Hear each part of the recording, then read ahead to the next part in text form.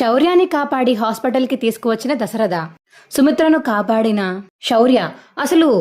శౌర్య సుమిత్రని కాపాడడం ఏంటి, ఇదంతా ఎలా జరగబోతుందో తెలుసుకోవాలనుకుంటే ఇప్పుడు మా ఛానల్ తప్పకుండా సబ్స్క్రైబ్ చేసుకుని మా వీడియోని ఒక లైక్ చేయండి. పక్కనే ఉన్న గంట సింబల్ మీద క్లిక్ చేసి నోటిఫికేషన్స్ ఆల్లో పెట్టుకోండి. అప్పుడే మేము చేసే వీడియోలు మీకు రోజు వస్తాయి. బావా, నువ్వు బాధపడకు బావా, అత్తయ్య ఎలాగైనా సరే మనల్ని అర్థం చేసుకుంటారు, నువ్వంత బాధపడకు బావా అని చెప్పేసి దీప అంటుంటే, మా అమ్మ పడే బాధలు కూడా అర్థం ఉంది కదా దీప, మా అమ్మకి నిజం చెప్పలేకపోతున్నాను, నిజం చెప్తే అమ్మ తట్టుకోలేదని ఆగిపోతున్నాను, ఇప్పుడు నిజం చెప్పకపోయినా అమ్మ తట్టుకోలేదని ఇప్పుడే అర్థమవుతుంది అని కార్తీక్ అంటుంటే, పోనీ నిజం చెప్పేద్దామా అని దీప అడగబోతుంటే, వద్దు దీప, అప్పుడే నిజం చెప్పొద్దు, మనము ఆపరేషన్ చేసి మీ అమ్మని కాపాడాక అప్పుడు నిజం చెప్దాము, అప్పుడు అందరికీ తెలియాల్సిందే కదా ఇది అని చెప్పేసి కార్తీక్ అంటుంటే, ఏమో బావా, అమ్మని కాపాడాక కూడా ఈ నిజం బయటికి చెప్పలేనేమో అని భయం వేస్తుంది. ఏ దీపా, ఎందుకని అలా అంటున్నావు? చూసావు కదా బావా, ఇందాక అమ్మ ఏమంది, జోష్నాను దూరం చేస్తే బతకలేనంది, జోష్న దూరంగా ఉంటే తనకు అసలు ప్రాణమే ఆడినట్టు ఉండదని చెప్పేసి అంటుంది. ఇక నేను ఎలా అని చెప్పేసి అమ్మకి నేను నీ కూతుర్ని, జోష్న నీ కూతురు కాదు ఇలా చేసింది అని చెప్పి అమ్మకి నేను ఇలా చెప్పలేను కదా, ఆ ప్రేమ అంతా జోష్న మీదే ఉండిపోతుంది, నా మీద నాన్నని షూట్ చేశాను అన్న నింద మాత్రమే ఉంది అమ్మకి. అమ్మ మనసులో నేను ఎంత మంచి పనులు చేసినా అమ్మకి నేను ఏమాత్రం కూడా జోష్నకి ఎంత ప్రేమించినంత కూడా నన్ను ప్రేమించట్లేదు అమ్మ అని దీప అంటుంటే, అన్నీ సర్దుకుంటాయి దీప, నువ్వేం బాధపడకు, జోష్న గురించి మొత్తం ఆపరేషన్ అయిపోయాక జోష్న గురించి ఒక్కొక్క నిజం బయటపడేలా నేను చేస్తాను కదా, నువ్వేం టెన్షన్ పడకు అని కార్తీక్ అంటుంటే, ఏమో బావా, జోష్న ప్రతి విధాల అన్ని విధాలా మొత్తం తప్పించుకుంటూనే ఉంటుంది, ఎప్పుడు ఏ నిజం బయటపడుతుందని తనకి ముందే తెలిసిపోతుంది, ముందే పసిగట్టేసి దాంట్లోంచి బయటపడాలని చెప్పి తప్పించుకుంటూ ఉంటుంది. అమ్మ దగ్గర ఇవన్నీ నిజాలు చెప్పినా అమ్మ ముందు తట్టుకుని ముందు జోష్న గురించి ఇవన్నీ చేసిందని నమ్మాలి, ఆ సాక్ష్యాలనే నిరూపించి అమ్మకి చూపించేస్తే అప్పుడు నేను కూతురు నిజాన్ని బయటపెట్టిన అమ్మ మంచిగా స్వీకరిస్తుంది, లేకపోతే జోష్నే తన కూతురు అని చెప్పేసి అమ్మ తనని ఫుల్గా ప్రేమిస్తుంది. రేపొద్దున్న కష్టపడి నిన్న బిడ్డని త్యాగం చేసి అమ్మని కాపాడాక జోష్నాయి కాపాడింది అని ఫుల్గా డప్పు వేసుకుంటూ చెప్పుకుంటుంది, అమ్మ గురించి తన గురించి చెప్పుకుంటుంది. అప్పుడు అమ్మకి ఇంకా జోష్న మీద ప్రేమ బాగా పెరిగిపోతుంది కదా బావా అని దీప అంటుంటే, సరే దీప, ముందు ఆపరేషన్ సంగతి చూద్దాము, అయిపోయాక జోష్న ఏమేం పిచ్చి పిచ్చి పనులు చేసిందో అవన్నీ ఒక్కొక్కటిగా మొత్తం ప్రూఫ్తో సహా బయటపెడదాం, ముందుగా దశరథ మావయ్యని షూట్ చేసిన దగ్గర నుంచి మొదలు పెడదాం, ఆ కేసు ఎక్కడి వరకు వచ్చినా నేను కనుక్కుంటానులే అని కార్తిక్ అంటాడు. సరే బావా అని దీప కార్తిక్ అయితే హాస్పిటల్కి వెళ్ళిపోతారు. ఇక జోష్న అయితే రూమ్లో కూర్చుని ఆలోచిస్తూ ఉంటుంది, ఏంటి ఎంత అడిగినా వీళ్ళు నిజం చెప్పట్లేదు, ఏదో నిజం దాస్తున్నారు, కొంపతీసి అమ్మకి బోన్ మ్యారో ఇవ్వడం కోసమని దీప హాస్పిటల్లో ఉందా ఏంటి, కావాలని వాళ్ళ అమ్మ అని తెలిసిపోయిన తర్వాత వాళ్ళ అమ్మని కాపాడుకుందాం అనుకుంటుంది ఎవరికి చెప్పకుండా, లేకపోతే ఆపరేషన్ అయిపోయాక మొత్తం నిజమంతా బయట పెట్టేద్దాం అనుకుంటుందా అని జోష్న అయితే దీప గురించి మనసులో అనుకుంటే, అప్పుడే పార్యతం అయితే అక్కడికి వస్తుంది. ఏంటి జోష్న, ఏదో ఆలోచిస్తున్నావేంటి, ఎందుకులే గ్రాని, నువ్వు నా పార్టీ కాదు కదా, మళ్ళీ బావకి సపోర్ట్ చేస్తావు, లేదా మళ్ళీ నన్ను సుమిత్ర కూతురు అంటావు, ఎందుకు వచ్చిందిలే గ్రాని అని చెప్పేసి జోష్న అంటుంటే, సర్లే అలా ఏమనను, కానీ దీప ఎందుకని కడుపు తీయించుకుందాం అనుకుంటుందో కారణం చెప్పట్లేదు, కారణం ఏమంటుందో నీకు తెలిసి ఉంటుందేమో అని ఇక్కడికి వచ్చాను అని పారిజాతం అంటుంటే, అవును గ్రాని, నాకు కారణం తెలుసు. ఏం తెలుసు? ఏమో కానీ తర్వాత చెప్తాను, ముందు నాకు ఒక డౌట్ వచ్చింది, అది క్లారిఫై చేసుకోవడానికి నువ్వు దీప వాళ్ళ దగ్గరికి వెళ్ళి శౌర్యాన్ని ఎవరో కిడ్నాప్ చేశారని ఫోన్ కాల్ వచ్చిందని దీప దగ్గరికి వెళ్ళి భయపెట్టాలి, నేను మిగతాదంతా నేను చూసుకుంటాను అని జోష్న అంటుంటే, శౌర్య కిడ్నాప్ అయినట్టు దీపాకి ఎందుకు చెప్పాలి, నువ్వు ఈ క్వశ్చన్స్ ఏం అడగకుండా ఉంటే నాకు సాయం చేయి, లేదంటే నీ సాయం నాకు అవసరం లేదు అని జోష్న అంటుంటే, అబ్బా ఈ సాయం చేస్తే పోనీ ఏం జరుగుతుందో చెప్తావా, సరే మొత్తం చెప్తాను, నువ్వు మాత్రం దీప దగ్గరికి వెళ్ళు, మరి కార్తీక్ సంగతి బావ సంగతి నేను చూసుకుంటాను, ముందు ఆ పని చెయ్యని జోష్న అంటుంటే, సరే కానీ మరి జోష్న మరి తిను శౌర్య ఇంట్లో ఉందా లేదా అని దీపకి డౌట్ వచ్చి ఇంటికి ఫోన్ చేస్తే ఇంట్లోనే ఉంది అంటే అప్పుడు పరిస్థితి ఏంటి అని పార్యతం అంటుంటే, అది నేను చూసుకుంటానులే గ్రాని, ఆల్రెడీ శౌర్యాన్ని కిడ్నాప్ చేయమని నా మనుషుల్ని పంపానులే అని జోష్న అంటుంటే, ఎందుకే నీకు దాని మీద అంత టార్గెట్ చేశావు, తను కడుపు వదిలించుకోవాలనుకుంటుంటే నీకు హ్యాపీయే కదా, వారిద్దరికి పిల్లలు పుట్టరు కాబట్టి మళ్ళీ నువ్వు పెళ్లి చేసుకోవడానికి కదా, ఎందుకని చెప్పేసి అలా దీపం మీద టార్గెట్ చేసి దీప పిల్లల్ని చంపేద్దాం అనుకుంటున్నావు ఎందుకు అంటే, గ్రాని నీకు ఇప్పుడేం తెలీదు, నువ్వు ఇప్పుడు ఏమన్నావు, దీప ఒకవేళ డౌట్ వచ్చి ఇంటికి ఫోన్ చేస్తే శౌర్య ఇంట్లో ఉండకూడదు కాబట్టి కిడ్నాప్ చేస్తున్నాను, మీ తర్వాత మీ ఇద్దరు చూసుకుందాంలే అనిక జోష్న చెప్పడంతో, సరే అయితే నేను వెళ్తున్నాను అనిక. పార్యతం అయితే హాస్పిటల్కి వెళ్తుంది. ఇక హాస్పిటల్కి వెళ్ళి, అయ్యో రే కార్తీక్, నీకు ఫోన్ వస్తుందిరా అని ఇక పార్యతం అయితే వెళ్ళి ఫోన్ ఇస్తుంది కార్తీక్కి. నువ్వెందుకు వచ్చావు ఇక్కడికి? లేదురా, ఊరికే వచ్చాను, మనసేం బాగోక వచ్చానులే అని ఇక పార్యతం అంటుంటే, సరే కానీ దీప జాగ్రత్త అని కార్తీక్ అయితే బయటికి వెళ్ళి ఫోన్ మాట్లాడుతూ ఉంటాడు. రే శౌర్య కనబడట్లేదురా, స్కూల్ టైం అయిపోయింది, ఇంకా ఇంటికి రాలేదు. స్కూల్ వాళ్ళకి ఫోన్ చేస్తే ఆల్రెడీ ఇంట్లోంచి అక్కడి నుంచి స్కూల్ నుంచి బయలుదేరిపోయిందని చెప్పేసి టీచర్లు చెప్తున్నారు. శౌర్యకి ఏమైంది ఏంటని భయం వేస్తుందిరా అనిక. శ్రీధర్ అంటుంటే, మాస్టారు ఇది కూడా నాటకమేనా లేకపోతే నిజంగా జరిగిందా అని కార్తీక్ అడిగేసరికి, రే ఇలాంటి వాటిలో నాటకం ఆడతానారా నేను, నిజంగా రా, కావాలంటే స్కూల్ వాళ్ళకి ఫోన్ చేసి నువ్వే కనుక్కో అనిక ఫోన్ కట్ చేస్తాడు శ్రీధర్ అయితే. సరే అని చెప్పేసి ఇక కార్తీక్ అయితే దీపక్ ఏం చెప్పకుండా బయటికి వెళ్ళిపోతాడు. ఇదేంటి బావ ఇంత కంగారుగా వెళ్తున్నాడు అని దీప చూస్తుంటే, అప్పుడే ఇక కార్తీక్ వాళ్ళకైతే సుమిత్ర వాళ్ళు ఎదురవుతారు. రే ఎక్కడికి ఇంత కంగారుగా వెళ్ళిపోతున్నావు, నువ్వు కూడా ఈ హాస్పిటల్లోనే ఉంటున్నావా దీపాన్ని జాయిన్ చేసి అనిక సుమిత్ర అంటుంటే, అవును ఇందులోనే ఉంటున్నాడమ్మా, ఈ హాస్పిటల్లోనే ఉంటున్నాడు, ఎందుకు ఉంటున్నాడు అని చెప్పేసి ఇక జోష్న అంటుంటే,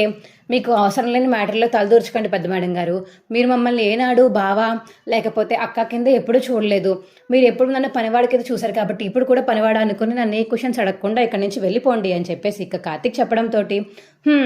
మాకెందుకులే మీ పర్సనల్స్ అని చెప్పేసి ఇక జోష్న అంటుంది. ఏంటి బావ ఎంత టెన్షన్ పడుతున్నాడు, అయితే ఖచ్చితంగా శౌర్య గురించి తెలిసే ఉంటుంది, కిడ్నాప్ చేసింది నేనే కదా, నా మీద ఖచ్చితంగా బావకి డౌట్ వస్తుంది, ఎలాగైనా ఇక్కడి నుంచి ఎస్కేప్ అయిపోవాలి అనిక జోష్న అయితే మనసులో అనుకుంటుంది. ఈ గ్రానికి చెప్పిన పని చేస్తుందో లేదా అని చెప్పేసి ఇక మనసులో అనుకుంటూ ఉంటుంది జోష్న అయితే. సరే మేము వెళ్తున్నాం రా, లేగు ఆపరేషన్ థియేటర్కి వెళ్ళాలి అనిక కార్తీక్కి చెప్పేసి సుమిత్ర అయితే ఆపరేషన్ థియేటర్ రూమ్లోకి వెళ్ళిపోతుంది. ఆ తర్వాత కార్తిక్కి జోష్న మీద డౌట్ వచ్చి, ఇదేంటి జోష్న ఏదో తేడాగా చేస్తుంది, ఏమై ఉంటుంది శౌర్యకి,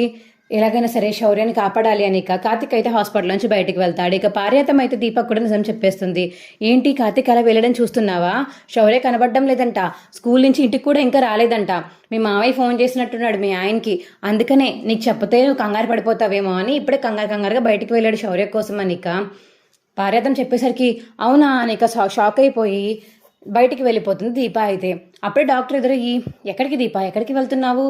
అది ఏం లేదండి మా పాప కనిపించట్లేదంట.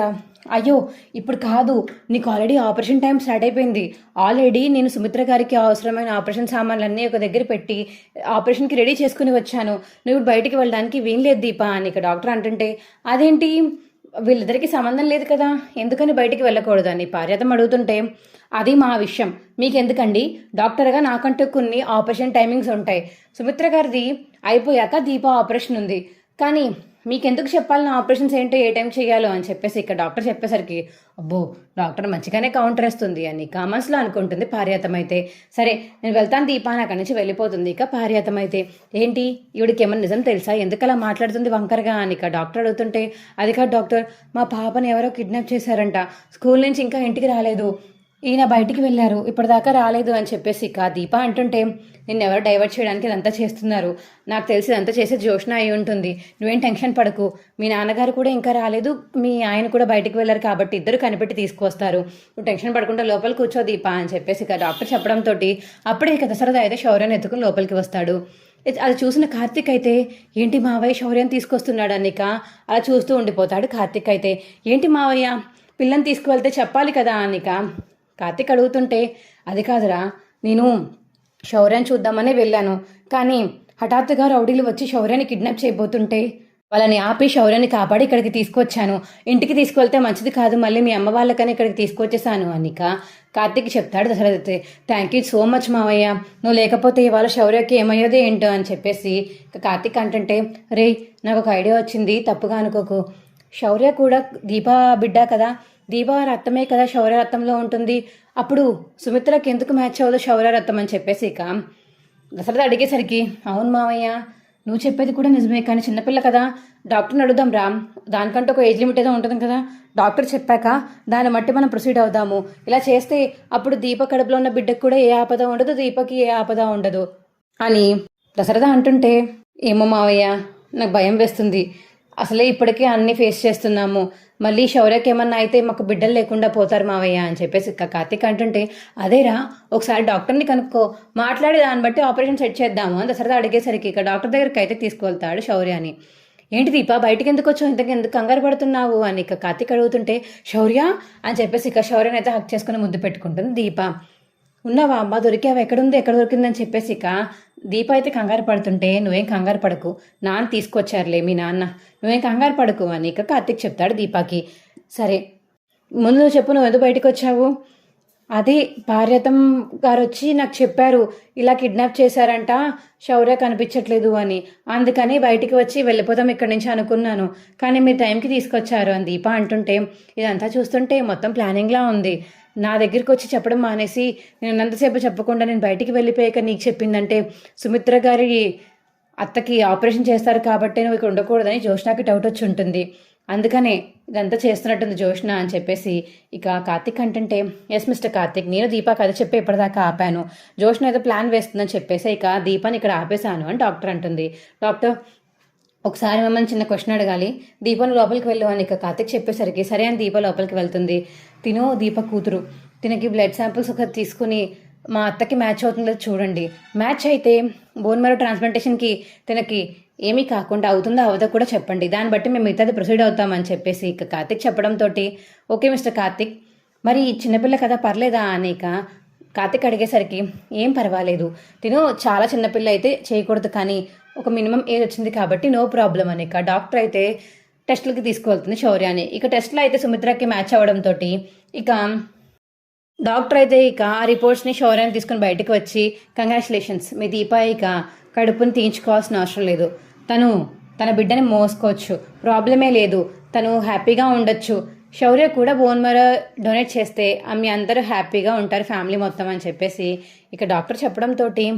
అవునా thank you so much doctor, మరి అలా ఆపరేషన్ చేయడం వల్ల తనకేమీ ఆపద ఉండదు కదా, సైడ్ ఎఫెక్ట్స్ కానీ ఏమన్నా పెయిన్స్ కానీ ఉండవు కదా అని కార్తిక్ అడిగేసరికి అలాంటిది ఏమీ ఉండదు మిస్టర్ కార్తిక్, తనకేం కాదు, చిన్నపిల్లని కదా మేము చూసుకుంటాము, నాకు ముందు ఐడియా రాలేదు, మీకు అసలు బాగానే వచ్చింది ఐడియా అని